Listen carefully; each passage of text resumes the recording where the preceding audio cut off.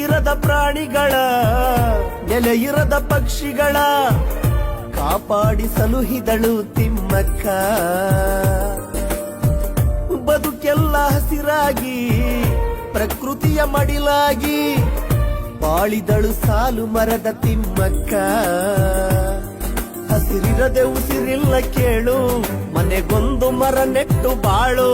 ಹಸಿರಿರದೆ ಉಸಿರಿಲ್ಲ ಕೇಳು, ಮನೆಗೊಂದು ಮರ ನೆಟ್ಟು ಬಾಳು. ಸಾಲು ಮರದ ತಿಮ್ಮಕ್ಕನ ಹೆಜ್ಜೆಯ ಗುರುತನ್ನು ಹುಡುಕೋಣ. ಸಾಲು ಸಾಲು ಗಿಡ ಮರಗಳ ನೆಟ್ಟು ಪರಿಸರ ಉಳಿಸೋಣ. ಪರಿಸರ ಪ್ರೇಮಿ ಸಾಲು ಮರದ ತಿಮ್ಮ